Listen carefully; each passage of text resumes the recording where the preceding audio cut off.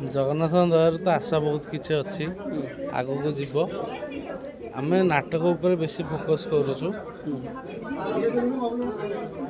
ଆଚ୍ଛା ଭାଇ, ପ୍ରାୟ ମ୍ୟାକ୍ସିମମ୍ ମାଲିକ ନାଟକ ଉପରେ ବେଶୀ ଫୋକସ୍ କରନ୍ତି ନାହିଁ, ସେମାନେ ଅଶ୍ଳୀଳତା ଉପରେ ବେଶୀ ଫୋକସ୍ କରନ୍ତି। ଅଶ୍ଳୀଳତା ନୃତ୍ୟଗାନକୁ ଆଣନ୍ତି, ସେମାନେ ନାଚନ୍ତି। ତ ଆପଣଙ୍କର ମୁଖ୍ୟ ମୁଦ୍ଦା କ'ଣ ରହିବ ଯାତ୍ରାକୁ ଆଗକୁ ନେବା ପାଇଁ ହେଲେ? ଆମେ ନାଟକ ଉପରେ ବେଶୀ ଫୋକସ୍ କରୁଛୁ। ଆମେ ନାଟକ ଭଲ କରିବାକୁ ଚାହୁଁଛୁ, ସେସବୁରେ ଆମେ ପଶିବୁନି। ଆପଣଙ୍କ ମଞ୍ଚରେ କେବେ ଅଶ୍ଳୀଳତା ଆଲାଉ କରିବେ? ନାଇଁ ନାଇଁ ନାଇଁ। କରିବେ ନାହିଁ। ଆଚ୍ଛା, ବାପି ପଣ୍ଡାକୁ ଆଣିଛନ୍ତି, ଆଜ୍ଞା ସଞ୍ଜିତା ପାଢ଼ୀ, ଗୋଟେ ଭଲ ଭଲ ଷ୍ଟାର ମାନଙ୍କୁ ଆଣିଛନ୍ତି। ଆଜ୍ଞା କ'ଣ ରହିବ ଏଥର ସମର?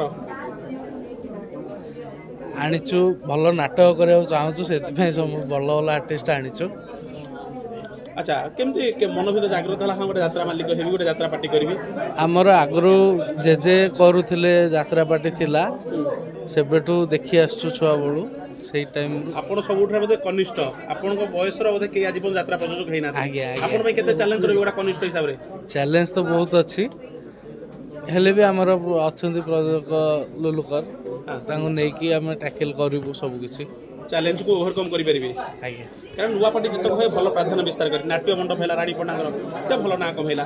ତ ନୂଆ ପାର୍ଟି କୋଉଠି ନା କୋଉଠି ଜାଗିରସିନ୍ ହେଲା, ଭଲ ନାଁ କମେଇଲା। ତ ଆପଣଙ୍କର ସେ ରେଞ୍ଜକୁ ଯାଇପାରିବ ତ? ଆଜ୍ଞା ଆଜ୍ଞା, ନିଶ୍ଚିନ୍ତ ତାଠୁ ଉପରକୁ ଯିବୁ। ଆଗକୁ ଯିବ? ଆଜ୍ଞା, କେତେ ଆଶାବାଦୀ ଅଛନ୍ତି? ବହୁତ ଆଶା ଅଛି, ଜଗନ୍ନାଥଙ୍କ ଆଶୀର୍ବାଦରୁ ବହୁତ ଆଶା ଅଛି। ଆଉ କୌଣସି ସିନେମା ହିରୋକୁ ଆଣିବାର ପ୍ରୋଗ୍ରାମ ଅଛି କି? ଯଦି ସୁଯୋଗ ମିଳିଲା ତ ନିଶ୍ଚିନ୍ତ।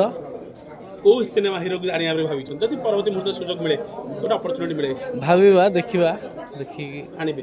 ଆଜ୍ଞା। Okay, thank you.